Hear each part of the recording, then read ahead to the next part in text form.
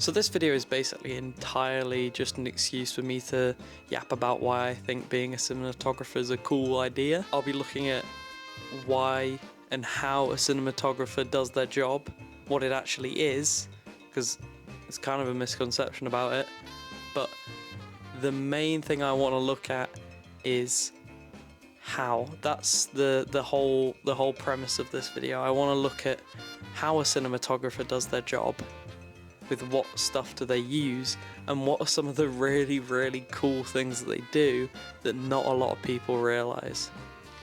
One more thing, there's quite a big spoiler warning I need to give out because that's something that a lot of people care about. I know there's a very big thing around, oh, this is what a spoiler is, or, you know, but if you care about me hinting about endings of films and like sort of giving away a scene or two, I don't know, leave. But if you're one of my photography teachers, hello, you don't really have a choice. You're gonna have to listen to me because final project and all that, you know. I know you're on the edge of your seat for all that lens compression goodness, but hang tight, we're gonna have to go over some fundamentals. It's only 3, but it won't be me explaining it, so it's gonna be me on a different day in a different outfit. So yeah, I'll see you when I've recorded that.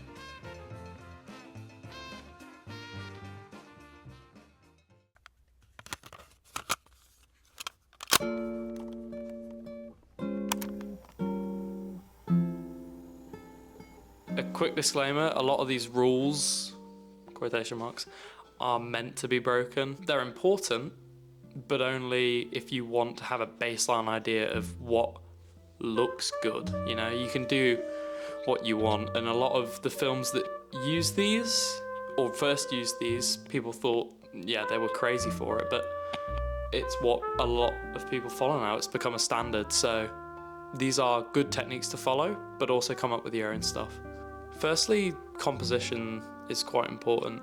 When I talk about composition, I'm referring to what the camera actually sees. So how characters are placed within a shot and how that can bring out a mood, tone, or an emotion within a viewer.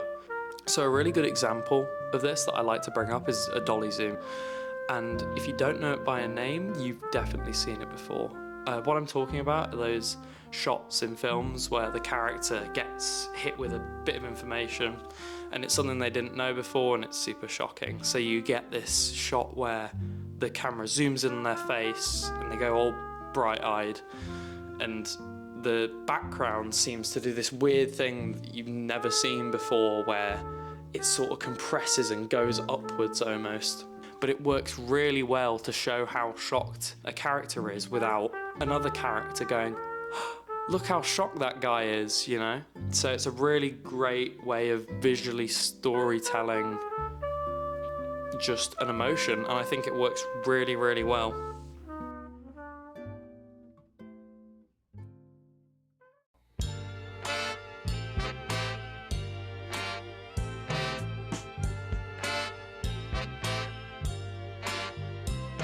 So one really important feature in cinematography is lighting. When I talk about lighting, I mean this. It's pretty self-explanatory, but the reason it's so important is because it, you know, sort of helps your camera see. Without it, you can't really compose and you can't really show any context behind anything. One of the main examples I like to bring up is horror films. They'll use a lack of light to play on our fear of the unknown and the dark, basically. But lighting is super important for also not only bringing out fear, but also showing what's important within a film. So you may have a key or something, and if you want to bring attention to that, you need to spotlight and use a lighting source to make that more obvious, to help it not just blend into the background, if that makes sense. And this is where I talk about context. Context is super important. If you're just using random lighting techniques like your dolly zoom, or cinematography techniques like your dolly zoom, and lighting techniques like not using as many to sort of hide stuff, why are you doing it? You need a reason. You need to be able to accurately tell your director why you're using that technique and what that sort of brings out for a viewer. How does that help them understand the film better, or get the themes, or have the sort of emotion that the director's trying to bring out. A really good example was when I watched Thor. I'll put it up on screen. It used a ton of Dutch angles, which are these angles where it's just the tripod slightly tilted.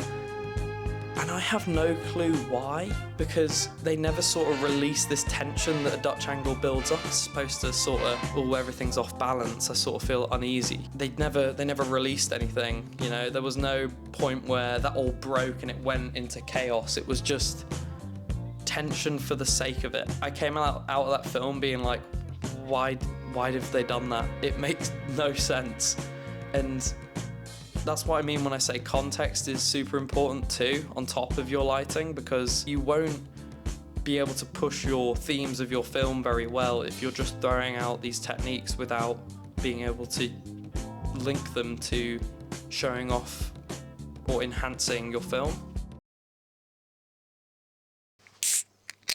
So I wasn't really expecting this sort of weather, but I'm not going to complain, you know. This is not exactly not nice. I think we can all agree that cinematography adds a lot to a film. And I hope I've proven that by talking about just a few of the fundamentals, like when I mentioned about the dolly zoom and stuff. But I want to talk about static shots because I think they're super, super important. And just how simple maybe a conversation can be in a film.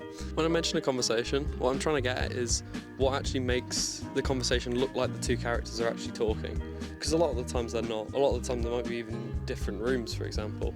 So what does a cinematographer do to make sure that happens? Like, take this shot, for example, of these two characters talking.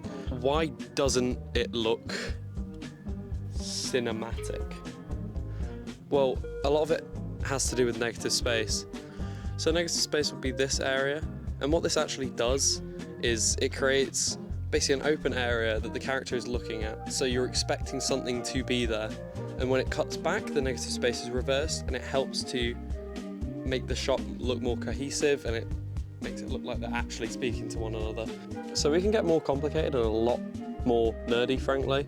I talk about probably one of my favourite parts of cinematography, which is lens compression. I think it's probably one of the most interesting to use, and I touched on it briefly when I talked about the dolly zoom, but it's super interesting. I watched a video essay recently by In-Depth Cine about this, and I really like one of his quotes. If lenses are a way of capturing the world, then which lens you choose says a lot about the world that you're trying to capture. So personally, I couldn't agree more with what In-Depth Cine is trying to say here. One of my favourite films of all time is Seven.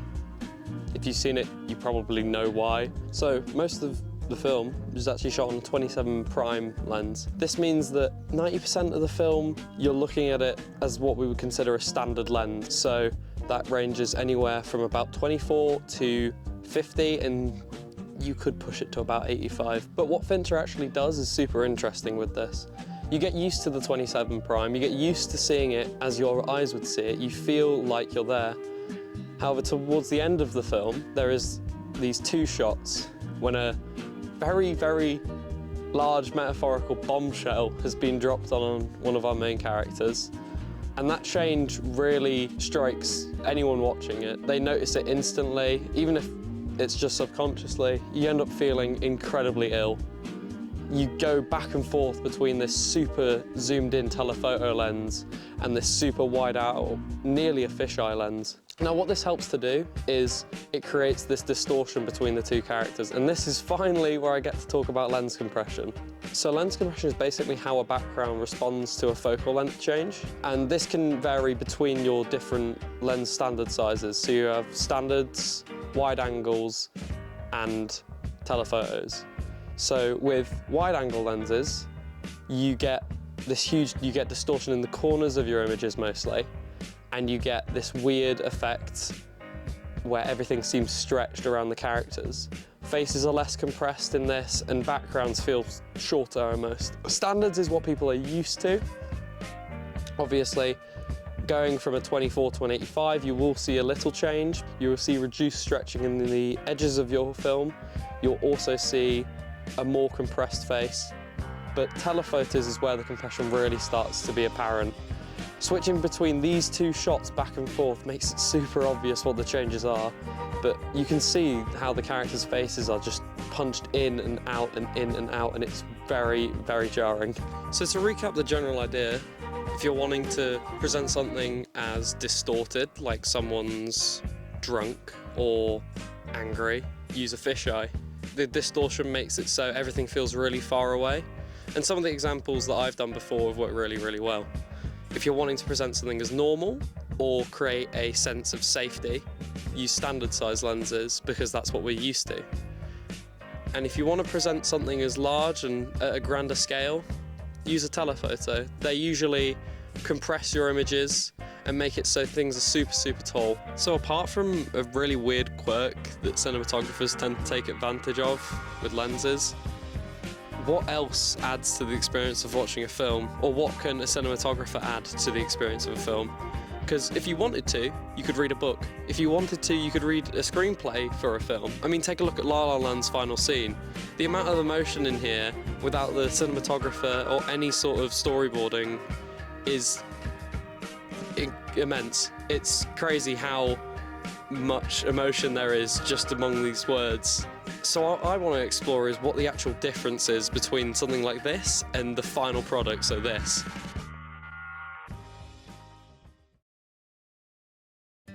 One thing I've always been split on with actually adding to a film is complex camera movements. I feel like they really don't exactly help to add to a film in some cases, like when I talked about the importance of using context. But at the same time, it can really, really work well. One of my favourite films that uses this is 1917.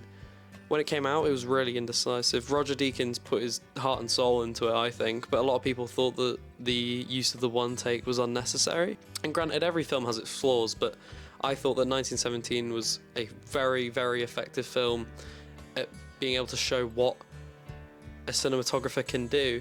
Not only is the film stunning, I mean, look at this. The flare scene alone is beautiful and I love it, but also the use of the one take was really, really effective. I thought that the whole time I felt like I was there, and I don't use that lightly. I know a lot of people are always like, oh, I was so immersed, but really I felt like instead of it just this duo who are crossing France, I was genuinely there with them because I never left them. The whole time I was experiencing everything in real time with them, and I felt incredibly immersed the whole time, and I thought they did an excellent job. This concept of immersion was made even better by the only visible cut in the entire film. I know the film's cut and the longest take is about 5 minutes, which is still incredible, but yeah, sorry to burst your bubble if you thought the whole thing was one take, it's not. But they take this idea further of immersion. When he's knocked out, you're knocked out, and the use of the cut helps to emphasize that really, really well. Just to clarify, a lot of this is super subjective. I won't just like a film because of its cinematography, and the reasons I'm picking out some of these films, maybe because I'm quite biased towards them, and it might not just be the visuals that I like about them, maybe the dialogue's good, but in the case of Oldboy, ooh, it's a very, very good film all around. There is one scene in particular that I love to bits. The fight scene in Oldboy is incredible.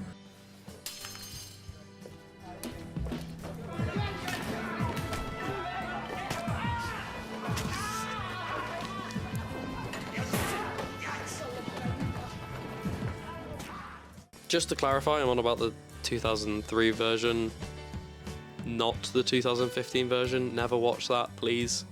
They could have done this the way any film would normally handle this. Most films would have used really shaky camera actions and close-up shots to sort of distort and hide the movie magic of it and make it less obvious what's going on. But it would hide a lot of the art that went into this, the amount of direction, the amount of choreography. A lot of that gets hidden, and it's a lazy way, in my opinion, of doing a fight. This was the harder option. and it paid off. The whole thing is sort of like a loading screen for me, the way I see it. The camera tells a separate story to the fight. The fight itself is fun, but the camera moves back and forth to show how our main character is doing. Almost like a loading screen, because he's trying to get to the other end of this corridor. And I think subtle visual storytelling moments like that, where you're watching a fight but also the camera is visually showing you how far along he's getting and if he's going backwards, I think are incredible. I think we need more moments like that in films, but that one, easily a perfect scene. The reason you don't really see scenes like this is because they're really, really hard to do. I mean, the one in Oldboy, they had to knock out an entire wall for, and I don't think many directors would be willing to do that. It's also incredibly hard to get all the actors into place for it. I'm not just saying all the work relies on the cinematographer, but especially with moments like this, I think it's important that they get their job right.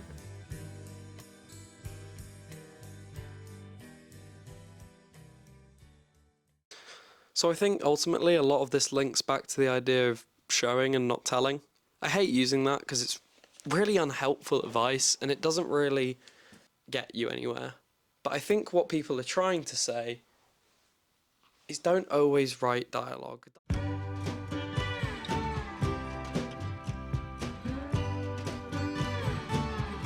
And there's a careful mix you gotta find yourself. But it's always interesting to have a camera or an object tell a story without a character directly telling the viewer, because watching films where everything's just dialogue based sort of feels like you're being force fed. You just get this wave of like information after exposition dump, and it's not fun for anyone. Being able to actually trust that your viewer as a filmmaker knows what you're on about is a skill I think a lot of filmmakers will struggle with, primarily because they doubt their own work. But having faith in it's super important, because when you know what your vision is, you can actually create something important then. And it doesn't feel like you don't know your audience. A lot of the stuff I like to use in my work is I like to express themes through colours. One example is some of this work I've done here. Obviously it's a super simple idea I'm trying to get across, just that it's a happy scene. The warm tones make it easy to understand and you really sort of get the feel that you're in a safer space. But one of my favourite cinematographers that actually does this really well is Wes Anderson. I think he's got probably the clearest vision out of most cinematographers nowadays, and he really knows what he's doing. A lot of his colours are intentional, and throughout the entire films, it's consistent. And I think it works really, really well to sort of set the tone. I mean, take Fantastic Mr. Fox, for example. That whole film is just this bright orange, warm tones, and you know instantly while looking at the trailer that it's going to be this fun story. Being able to understand what viewers will get and what they might need slightly more exposition about is super important. If you don't have trust in what they're going to be able to understand, your film's never going to be all that. And dancing that careful line can really show you what you know and what you don't.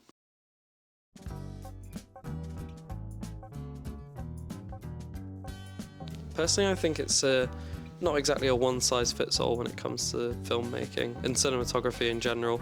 A lot of the work that I've done, I've really liked, but it's been challenging to find my own niche with what I like doing. I mean, I branch out. If it doesn't work, I keep going. If it really doesn't work, I go back to something else. I stick to what I like. I should probably branch out more, but as a final message for myself, really, I need to remember that what I like, I need to stick with, because there's never going to be a film that everyone likes. If I try and make a film for everyone, people won't enjoy it. There's going to be an audience for you, or for me, for what I make. There'll be an audience for everything. You just have to find those people, and you have to be able to be confident in what you're making. A lot of my work, I always doubt, especially the colours.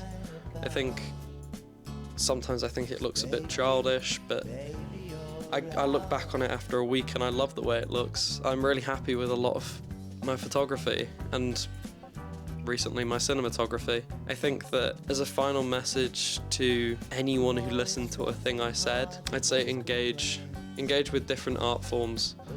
I think you can learn a lot from looking at what people have done and trying to create something unique. One of my favourite shoots I ever did was trying to mix the Pulp Fiction toilet scene and the whole aesthetic behind Sin City together, and these photos came out great. I tried Whiplash, but that was too similar to just Whiplash and it felt copying. So I did it again, and it just like being able to look at different art forms and turn that into something unique. For anyone wanting to do cinematography, do it. Mix artists up and try new stuff.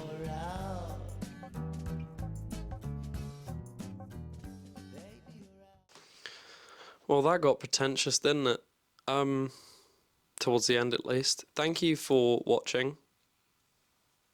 I'm gonna go play in the snow in a little bit, dog walk or something, but this was really fun to make and I can't wait to edit it all. So teachers, thank you for watching. Probably the only ones who I'll let watch this. But yeah, thank you for enjoying, hopefully.